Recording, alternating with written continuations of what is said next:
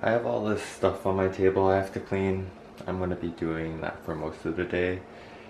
I still have to edit yesterday's vlog, and I gotta take care of that.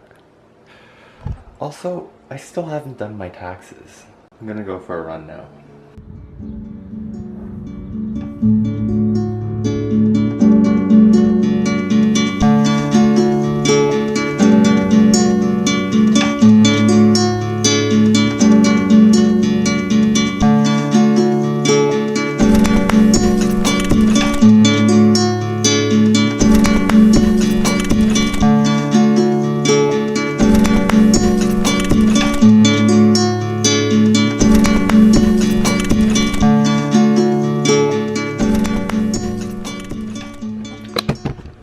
Okay, today was kind of a slow run.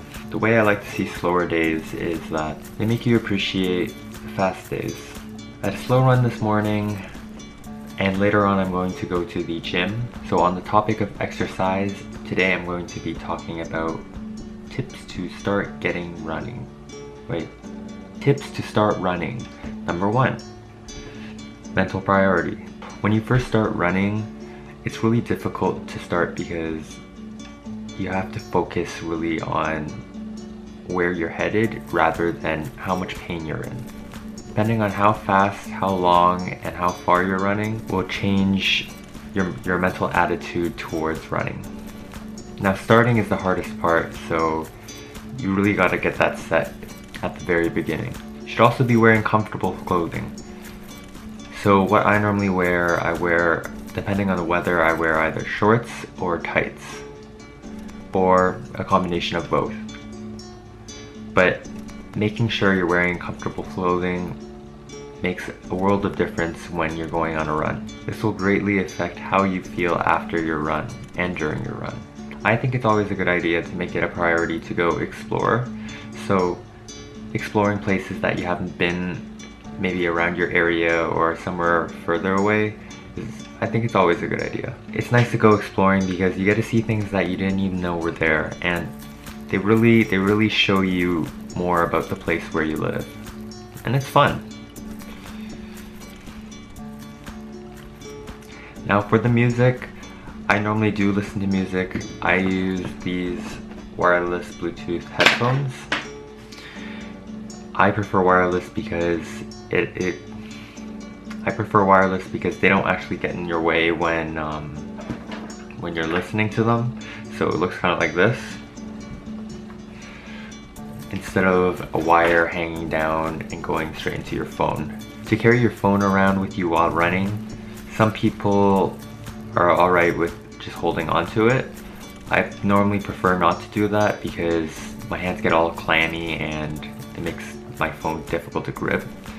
So what I normally do is when I wear tights, I have a side pocket I can slip it in. Otherwise, if I'm wearing shorts, I'll probably just hold it. I did order a water belt of sorts online, so hopefully that'll be in soon, but basically it's a band around your waist and you get to store water, and there's a small pocket that you can store like stuff like your phone or card or keys. Keeping a record. I think keeping a record is important because, for me at least, it gives me a scale of how far I've progressed since I started, and that gives me a lot more motivation to continue running. Now, either coming back from a run or during a run, you're going to be dehydrated. So it's important to hydrate a couple hours before you actually start running. If you can't do that, then try to drink as much water during the day before you head out for your run. This is important because when you go on your run, you lose a lot of water content from your body, and as well as salts and sugars, so you have to go replenish your fluids. You're going to want to chug the water when you come back from a longer run where you've lost a lot of your fluid from your body, so you're going to be really thirsty, but it's never really a good idea to chug the water because your body is still recovering. Taking in that much fluid will probably make your stomach hurt. If you feel lightheaded while during a run, you should probably take a break, have a sip of water. If you can't, then just continue walking for a bit. I normally find it not a good idea to sit down because it makes it very difficult to continue my run. Also, if you do sit down, then there's this thing called lactic acid that builds up in your muscles, where after doing a lot of motion-based exercises will in your muscle, and you're gonna start feeling a lot of cramps later. Last but certainly not least, before you go on a run, it's a very good idea to go poo. So I guess you're thinking, Kyle, why do you have to go poo? Okay, my response to that is that you really don't want to be running with an angry stomach. Running with an upset stomach is going to make your life very difficult and make you not want to run. But whenever you're in doubt, you should always go poo. It's a good idea. Alright, so that's the thought of the day, and now I'm going to go head off to the gym. I'm meeting my friend there.